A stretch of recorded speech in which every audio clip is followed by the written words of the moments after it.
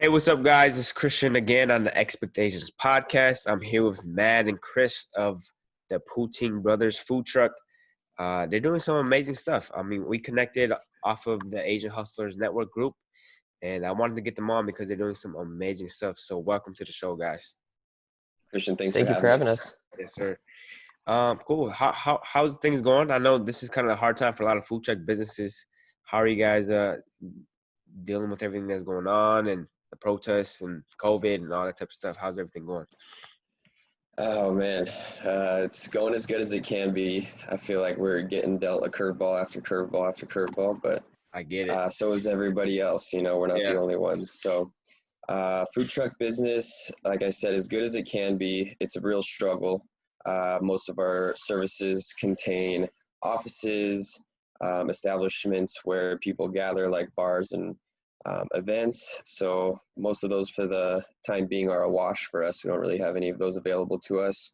Gotcha. Thus, we've tried to pivot our business as much as possible. So Mhm. something we're doing to try to accommodate that. And I'll start with the COVID situation because that's the first card we were dealt. Yeah. We have recently tried to expand our business. The first step we have taken is expanding into national or distributing our product nationally. We do that currently on this site called goldbelly.com. And they have a bunch of cool products, can ship them right to your doorstep from all across the nation. It's a very easy site and it's been working very well for us. They're great partners. We're thrilled to be a part of it. Dope. And so that was our first move. From there, we've also expanded since we kind of realized the truck situation and scene's going to slow down quite a bit. Expanded into what's called a shared kitchen or a cloud kitchen. There's a bunch of different terms for it. Essentially there, we are going to expand into allowing people to pick up our product via online ordering from our website. Yep. And additionally, we will also be on delivery platforms such as Uber Eats, Postmates, and Grubhub, all those. So hopefully those work out well for us. They do take a very large, heavy 30% off the top. So not ideal. We hope our fancy ordering system on our .com prevails a little bit stronger than the delivery. For sure. We'll see. We'll be moving into there next week, actually. So going to put out a newsletter for everyone and get them the updates with the address and information times. And then you'll see us live if you're in LA and you can order food right to your door that way as well. Dope, man. That's why I really wanted you guys on, because you guys have really pivoted. You guys have really helped. You guys have really, like, with everything going on, a lot of businesses are just kind of like staying back, hoping things get better. But you guys have been like, all right, this is happening. We got to figure out a way. This is not going away anytime soon. We got to be able to pivot. And I think that I saw that, and I love that, you guys being able to do some e-commerce stuff with your business. And I think that's dope. I think a lot of food businesses are missing on that opportunity, or figuring out a way to take a chance on an opportunity. So I think that's dope, man. Yeah. Cool.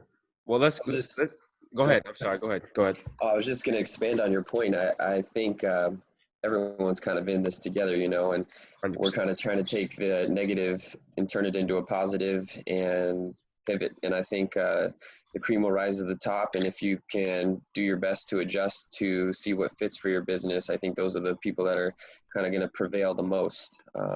Agreed. And just to finish off with the COVID situation, one thing that we've been doing, we did a couple times so far, was donate some meals from partners that we've been working with to frontline workers. So we did that a couple times. That was tremendously successful, very simple, and made a lot of people happy.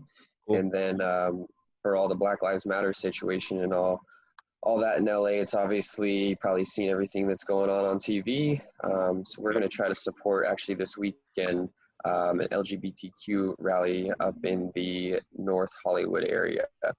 So that's the start there. We're always trying to latch on to what we can to do what we can do to benefit everyone else and support everyone else during the tough times. But For sure. So far, that's our first approach for that. Cool, man. Cool. That's what's up. Let's get a little bit more personal with y'all. So, Good. I love everything you guys are doing. Who's the older out of you both?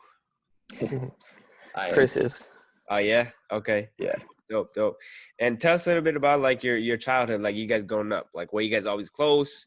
Were you guys always fighting? I know me and my brother, we always fight. So or we always used to fight, and then we kind of grew, and then we kind of bonded after that. Tell us a little bit about your childhood, how you guys kind of grew up, and Yeah. just did that.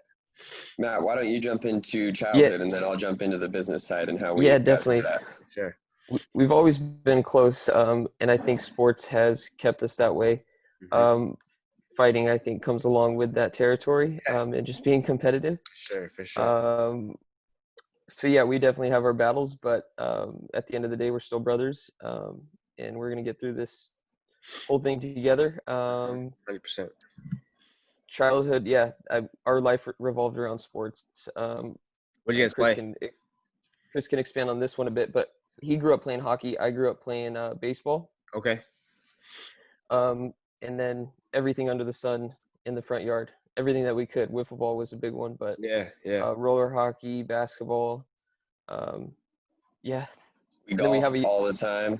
golf all the time. We Off. have a younger brother too that got thrown in the mix Okay. quite a bit as well. Got you. Cool. And then Chris, you said you're going to explain a little bit on how you guys got into business. Yeah. So it basically stems from just being competitive. We're all 3 years apart. Tore each other up when we were younger, Yeah. and the competitive spirit and drive and the hustle is just kind of within us from all that. And my brother and I, Matt, right here, we both used to work the corporate life. Yep. I was working in kind of brand marketing, and then Matt. I was in accounting. So pretty exciting accounting. But we have very different backgrounds. So I think that afforded us a great opportunity to work together, combining two pretty drastically different skill sets and just knowledge. So from there, when we lived together a little while ago, we had always drafted up business plans together, always wanted to jump out of our corporate careers and try something new. Very hesitant to do so. Our parents were pretty conventional in the sense of 9 to 5, worked real hard, The safe jobs. and the safe route, yeah, like Yeah. the 401k, the savings, the build equity, and all that kind of stuff. And we're all about that. We support that completely. For sure. I think we're just in a little bit of a different generation, and we just wanted to try something while we're still young enough by ourselves and Yeah. see if we can, one, manage a business together, and two, create success. And if those all worked out, what can we do from there? For sure. So our first venture has been Poutine Brothers. I'll be honest, I don't have very much, I have zero professional cooking experience. It is a pure passion project for myself. Our other half is actually Italian, so I learned a lot in the kitchen from my mother. Yep. And so this was a venture that we thought we could put together and hopefully create success. Poutine actually stems from my background of playing hockey. I spent a lot of my childhood in Canada, roaming around the country, fell in love with it at a young age, and there's not really much poutine to be offered in LA. Yeah. Previously, there was a chain called Smokes, which many people are familiar with, and then you'll see a bunch of one-offs on various menus or specials throughout the city. So we thought we found a little bit of a niche market and opportunity, launched the company, took about a year to business plan, and basically been in business for about a year, a little over a year and a half. Gotcha. It's been wildly successful so far. We're thrilled to be doing what we're doing, and we're just trying to keep the ball rolling. Dope. Yeah. Dope. That's awesome, man. I think finding that niche market is important, and I think you guys have done that. I think I haven't seen like a food truck that's just been about poutine. So, like you said, I think there's like a single item that's poutine, but I haven't seen anybody that's just like specialized in that. So I think that's really dope. Nice. You guys talked a little bit about you guys growing up and stuff like that, and your parents kind of wanting you guys to go the regular route of a corporate job and stuff like that.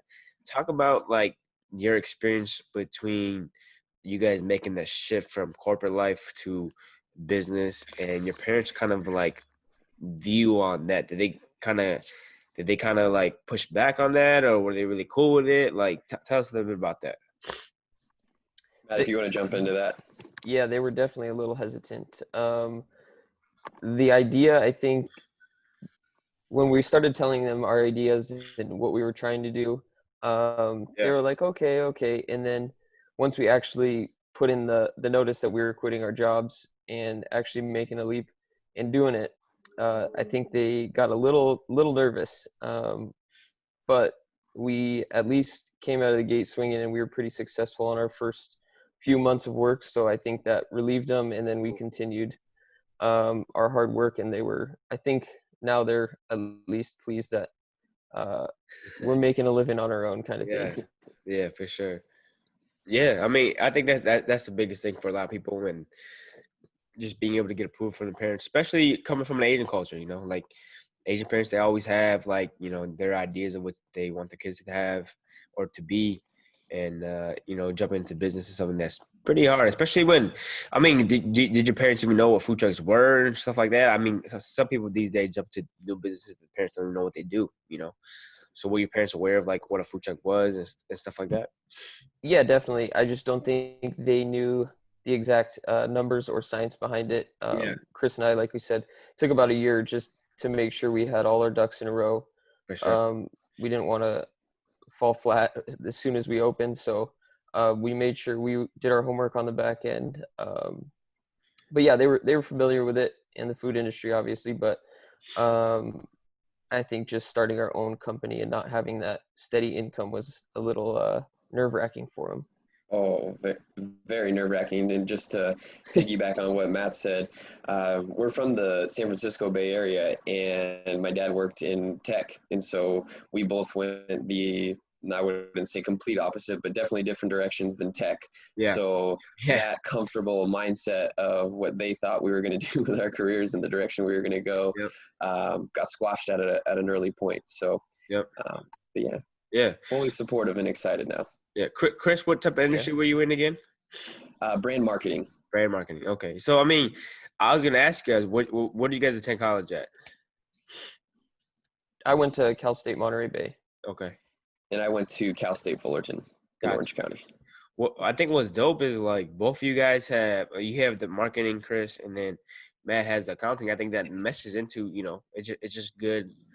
It's good experience to be able to jump into the business world. I think for me, like I don't really have that kind of experience, or my background is communications, which is pretty much marketing, and so I don't have all that type of experience, and so everything's like a learning curve for me. I think both you guys combining together, I think that's dope, and I think that as my guess is that it really helps you guys be able to just make sure that you guys have all your ducks in a row, like Matt said earlier. So Mm. that's super cool. How did you guys get into food? Because Chris, you were saying like you never cooked a day in your life before this. How did you guys get into food, and how did you guys choose that? Just to clarify, I haven't cooked professionally or Yeah. have no professional training. I would say I'm a pretty avid at-home cook. I cook 5 to 6 days of the week, sometimes 7. I enjoy it a lot. I'm very experiential. Had a little bit of the Italian side when I was younger, along with the Japanese, so that was nice and beneficial. I also love to travel a lot, so I'll try absolutely anything food related. Oh, So it kind of stemmed from there, and it was just something I think that we felt that we already had the tools to figure out and to continue and to be able to grow on and expand. It's also just something that I've always been very curious about. yep. I was interested when I was younger in culinary school, but just to be blunt, I really wanted the social aspect of a college and have that experience. So I Yep. had foregone the opportunity of anything culinary related at a younger age just to have the enjoyment of the collegiate experience. Mm-hmm. Cool. Cool. And tell us about the process of like building Poutine Buzz, like as far as like testing food and testing out like new different recipes and stuff like that. How did that all go down? Yeah, so Matt has mentioned it was about a full year of a business plan that we had put together, trying to organize everything, had a few meetings with some friends that we support their opinions very strongly, and trying to gauge kind of where they think we're at and get some feedback from them. Before we launched, we did a couple um, in-home little parties to test out the food and whatnot, and Smart. those were pretty successful. We did surveys at those, Yeah. anonymous surveys, so we got a bunch of feedback, and that was tremendous. And then from there, we ended up moving forward with the business, kind of got the ball rolling, started out a little slow. And I would say this, a lot of our direction, the recipes, the ideas is all customer feedback based. Like we mentioned before, I've never worked in a restaurant. Matt's never worked in a restaurant, not even hosting anything related to a restaurant. So we're very open as business owners to any feedback. It's always welcome. We love it. It's very encouraged. We love to have conversations at the window with all of our customers, especially the Canadians. They all love to tell us they're Canadian and give us the detail of our Poutine versus what they have, and other ideas and people that we can collaborate with. So it's been tremendous. We actually have quite a few Canadian contacts via the truck now, that visit us when they come out here, and that actually try to send us some food, and it's been great. We've grown a lot of relationships out of that, and also expanded into working with the Canadian consulate quite a bit too. So we're trying to. Is there a lot of Canadians out in LA? There's quite a few. Yeah. I wouldn't say a lot, but there's quite a few. There's a bunch of different social groups that they're on, like Canadians of LA, Canadians in OC. If you search on the social pages, there are quite a few of those. Not as present as I would say as other groups. Not all of them join these, but there's quite a few. Cool. That's dope, man. And I mean, talk a little bit about you guys in Canada. You guys grew up there, correct? We didn't grow up there. I spent a lot of my childhood in there, just playing hockey in Canada. So a lot of time in Toronto would probably be the heaviest, and then Vancouver probably the second. And then I've driven all over from Edmonton to Calgary to Banff, Kelowna, Whistler, Victoria, everywhere in between. And so, basically just started at the young age of playing hockey, and then being able to travel there. And Matt was afforded the opportunity a few times to come along with the family. Buried his face in poutine at a young age, so we both got that experience. And cool. That's kind of where that comes from. Matt, what's it like working with Chris on the business? I mean, I know sometimes family can kind of be kind of crazy to be able to work with, but how's it like working with your brother? Definitely. It's good. Overall, a great experience. I think it's made both of us, I don't want to say grow up, but learn a lot about each other in that sense, from working with each other. Yep. Like I said, we have our arguments probably close to daily, but at the end of the day, we're still brothers. So sure, we could argue for who knows how long, and then we'll watch some sports and get over it. Yeah, for sure. Yeah, man. Sports is a big cure for a lot of stuff. For me, definitely. Just being able to escape and just watch sports and stuff like that. So I'm excited the NBA is going to come back. You guys NBA fans? Oh yeah. Yeah. So we're Warrior fans, all baby. sports. Warriors. We're big Warrior fans. We got D'Lo from you guys. I'm in Minnesota, by the way. So we had a trade with Wiggins and D'Lo. How'd you guys feel about that? I'm more than fine with it. I like D'Lo a lot. I don't think he fits into our scheme. And when Clay and Steph are healthy, I think it's tough as ball-centric as he is, they would figure it out. Steph will make anything work. But at the end of the day, from what Jerry West did before he left for us, I think that he wasn't the best fit, but a smart tool and piece. And we moved the tool and the piece to you guys, which I hope he does great for you. Yeah. I think him and Cat best friends, so I think it's gonna work over here. I think Wiggs is gonna fit into you guys like perfectly. He'll kind of be a little bit better Harrison Barnes for you guys, as you guys had. Exactly, for sure. I think he'll be dope for you guys, and he was a beast, man. It's just too bad he wasn't as good as he could be here. But I think he'll find his way over there with the Warriors. So I think that'll be dope.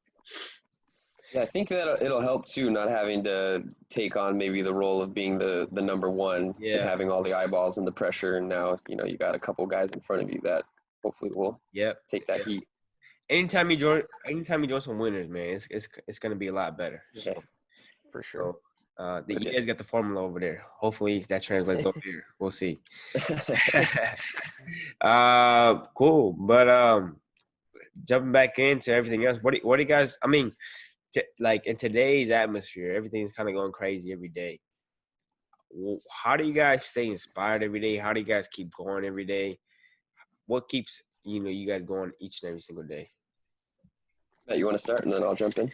Yeah, both Chris and I are very active in our daily lives. So keep pushing our business, trying to move things forward is a constant goal of ours. We're always trying to do more, whether it be just more orders throughout a day or more business overall long term. We're always trying to push each other and keep going. There's always next steps for us. So I think that's a lot of the motivation. We're just both very active and don't like sitting on our heels kind of thing and watching what happens. We like to be ahead of the game and make our own path kind of thing. So we're For both sure. very active in that sense. For sure. Yeah, I think being proactive is probably one of the best adjectives to describe kind of how we approach our business. I will say I'm struggling tremendously with this whole COVID situation, and I do very well with routine and schedule and Same. perform at a very high level when I have things like that in place for me. Obviously, this is throwing the complete curveball, and every day is kind of new for us. Yep. We're learning how to adjust on the fly. We're learning how to adjust business on the fly. And like Matt had just mentioned, staying ahead of the curve, that's something we definitely pride ourselves on. We're always trying to kind of project the future, but be ready for things that could come potentially or not. So always just kind of staying on our feet, and then just trying to take what's given to us and turn it into something that will continue to benefit our business and help us grow. I think that's kind of like one of the approaches that has helped us find the success that we've had so far. Always be open and willing and listening. Listening is a big key and something that I'm trying to do and learn myself a lot more, but listening and being able to adapt. It's definitely. Yeah. That's great, man. I think I think both of you guys have the right mindset there, just being able to grow every day. I think that's something that, we need to be able to have across the board for a lot of us, just being able to make sure that, we're staying inspired, we're staying motivated each and every day. Cool.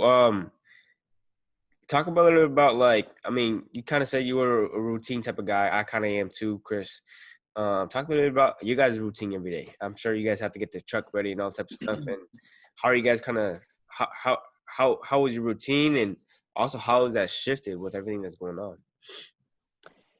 Yeah, okay, so I'll give a little bit of background on the routine kind of pre-COVID situation, which hopefully kind of comes back into full swing. Our routine comes back into full swing once this passes in whatever situation or however climate that is.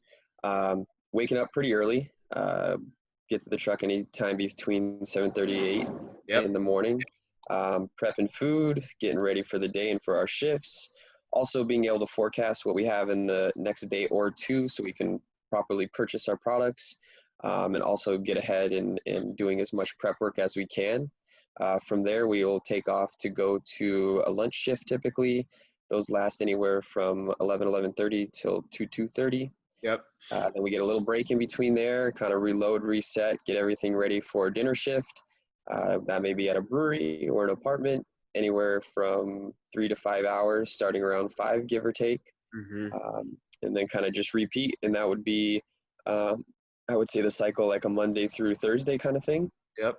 And then on the weekends, where we really do our best work and the business thrives is events and larger gatherings. So, for example, we work really closely with Golden Voice. We were supposed to do Coachella this year, which we were darn excited for. We're Yeah. going to do That would have been super dope. EDC. Yeah, pretty bummed, but we'll see. Hopefully it comes back next year. Yeah. We're going to do EDC in Las Vegas as well. So those are, just for context, those are the events that we kind of focus on and we definitely do our best work at. Yep. And then we do a lot of local type things. There's always like beer and wine events, little music festivals, little office events, little gigs downtown. And so we do the business with, run our business through those. And then another third channel that we try to explore as much as possible is doing caterings. Gotcha. We do a lot of office caterings, a lot of movie set caterings, a couple fun highlights from the caterings. Seth Rogen, we did a shoot with him for Hulu. Alicia Cuthbert, also a Canadian, she bought us out one night. That was really cool. Oh, Um, Matt, who did you serve the one day out in Venice at Abbey Uh, Kinney? Rachel McAdams. really? Yeah, another Yeah. Canadian. That's right. That's my celebrity crush. She was actually with Don Cheadle. He's my Yeah, favorite. I Wow. recognized her right away. Yeah. So that side of the business is the fun stuff. That's like all the super highlights, being able to do all that side of the stuff, and the other parts of the business kind of just keep us afloat, keep paying the bills, keep our Yeah. employees happy, money coming into their pockets, and but yeah, the real bread and butter and where we like to spend most of our effort and time is all the events. Oh, It's great seeing your friends there, and then people running into you, being surprised that you're there, and we're surprised they're there. So Yep. that I would say is pre-COVID.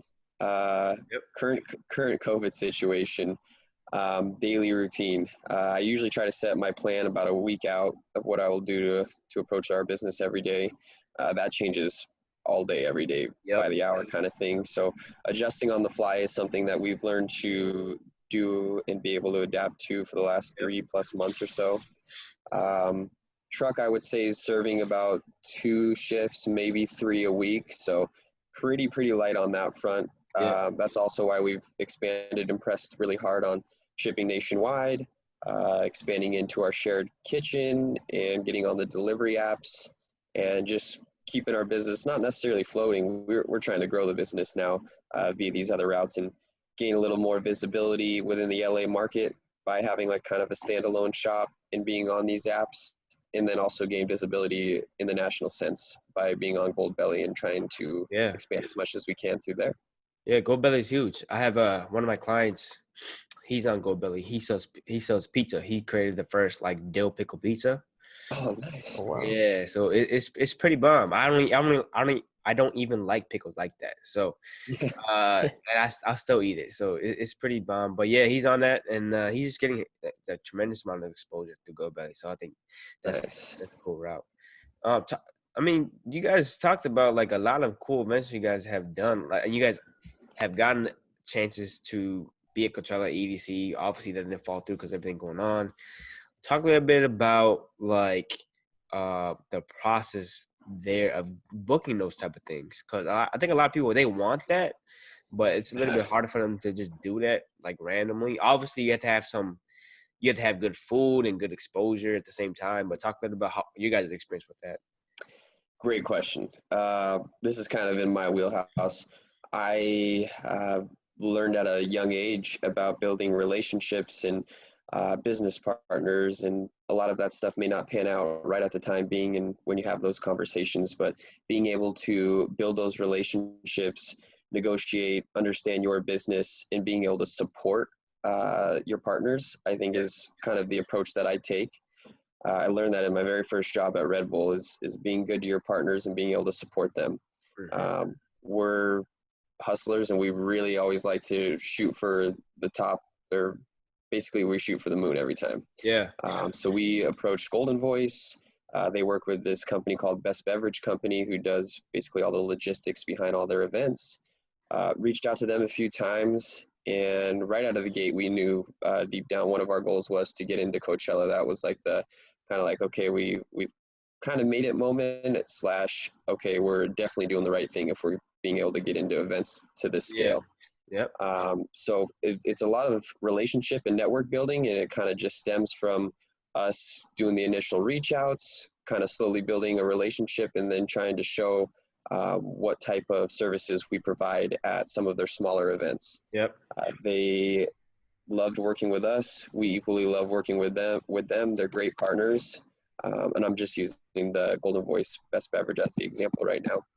But it started off with some of their smaller local events at the parks here in LA. And before we knew it, they reached out to us about Coachella, and we're just continuing to build our relationship in partnership with them. That's awesome. So that's kind of the approach I would say we go into business, is always how can we support and up level whatever the event or opportunity is. And I think that's kind of led to a lot of success. One opportunity that I do see in the food truck industry is there's just a general lack of understanding how to grow business and support partners and clients, and just to continue to build off all those types of things. So if you can create that foundation with your clients and your customers, I think the opportunities are kind of endless. And Yeah. we've been fed a lot of opportunities through people that have literally just come up for one meal from the truck. And then we just sit there, talk to them, and before you know it, we're at their office serving. Yeah. Amazing, man. I think that's dope. I think sometimes serendipity it happens, and just being able to make sure that you guys are just doing a good job, and stuff will just kind of come to you. I think that's something that a lot of people don't really understand. Just kind of put it out there and then see what happens. I think that's what you guys have kind of done. I think that's awesome to be able to see that. Matt, talk a little bit about like what's the best thing about entrepreneurship, and what's the worst? Best thing, you create your own schedule. Agreed. You can do as you need. There's no one to report to, obviously. Chris and I have each other to try and hold each other accountable, but Yep. other than that, that's the best thing. In trying to create your own financial freedom. Worst thing, I'd say it's a little nerve-wracking once you start to really make that leap of faith. But I'd say that's the worst thing that's come out of this. And then obviously the best thing is now we're actually doing it. So I don't want to say there's really any negatives. But it's a constant learning curve for both of us. Me trying to learn a lot of the marketing and relationship side of our work Yep. has been really good for me in expanding my knowledge. But yeah, I really don't even think there's the worst thing that I could say about entrepreneurship, because it's all been really positive. Yeah, that's awesome. All right, this is a question for both of you guys. What would you guys say to someone that wants to start the next Poutine Brothers, or wants to start a food truck, or just wants to get into business? What would you say to someone like that? I think my first word of advice is make sure you do your homework on the back end. Just speaking for the food trucks in general, Chris and I have seen we park our truck at a commissary lot, so there's hundreds of trucks there. Yeah. But we've seen, I can't even tell you how many open up in a month and are already closed. Yeah, I know what you're saying. They just kind of take the leap of faith without doing their homework on the back end, kind of thing, and knowing what they're getting into. So yeah.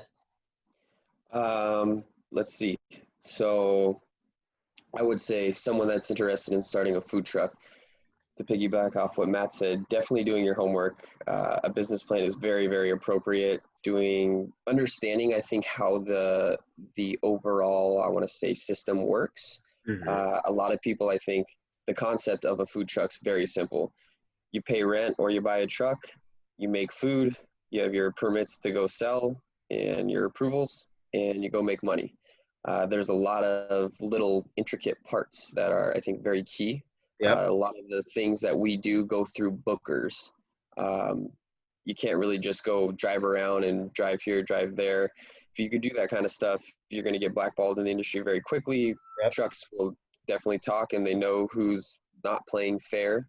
There are no true rules, but at the end of the day, we're all in it together. We all want to make money. Yep. And for example, we're like a heavier dish. So we're more than happy typically to be partnered with someone that's a little bit lighter and healthier, or more of a cafe style. Yep.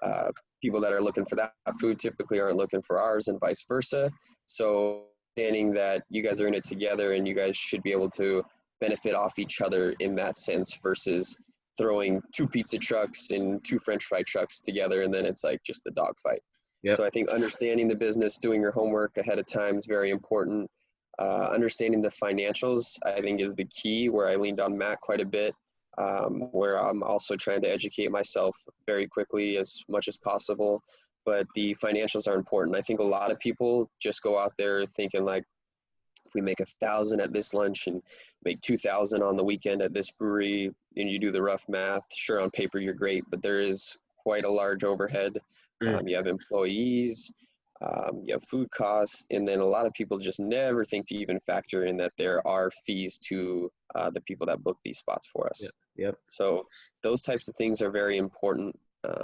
And I just think if you don't plan properly, you will run into issues. I don't think everyone needs to take a year to do it like we did, but if you don't have the knowledge or understanding or have enough conversations, how the general operation runs of a truck, you'll run into some issues. If you were starting the next Poutine Brothers, I'd say don't even think about. No, I'm kidding. We're very interested actually in expanding the brand. That's why we're trying to take it a little more national with the Gold Belly, and Yep. Working with various partners here in LA, and also expanding on the delivery apps. Something that Matt and I have discussed, and we're discussing literally pre-COVID a couple months prior, was franchising and thinking about that route and just kind of get the ball rolling on that. We know it's a little bit of a longer process, probably like a year minimum type thing. So that's something we'd be open to exploring, open to diving in a little deeper. I think it would be a cool opportunity and could do very, very well and be successful in a lot of various markets in the U.S. And that being said, we've also, I don't know if we'll continue to explore this route, but explore doing food trucks in other cities like Scottsdale, Vegas, San Francisco. Those are all ones that we've kind of thought about. And then one other little tidbit of information that we'd love to do and love to try to get into, and we're hopefully trying to break the walls down, is some of the stadiums. I think we're great stadium food. There's tons of places that offer fries with stuff on top of them, whether you call them loaded fries, disco fries, or whatever that is. And Poutine kind of wiggles into that category, and I think we'd kill it at a stadium. So the stadium contacts out there in the LA area, we want in.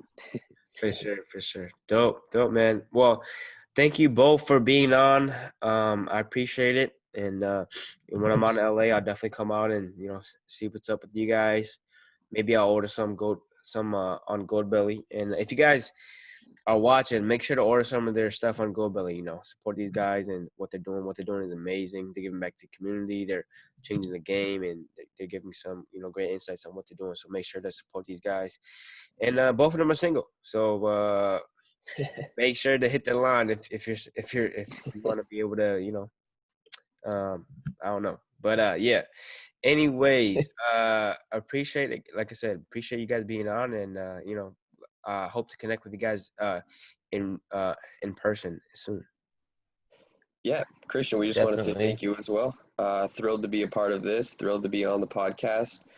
I'm excited to have just joined the Asian Hustler Network on Facebook. So we're excited for everything ahead, and we like the work you're doing. When you come out to LA, please come pay us a visit. We'll absolutely take care of you and love to hook you up. Appreciate it, man. Yeah, I'll have to make a trip out there soon after COVID and stuff like that. So we'll see. All right, Mel. Nice. Thanks for being on. Take it easy, and we'll see you guys soon, man. Looking forward to it. All right. Yep.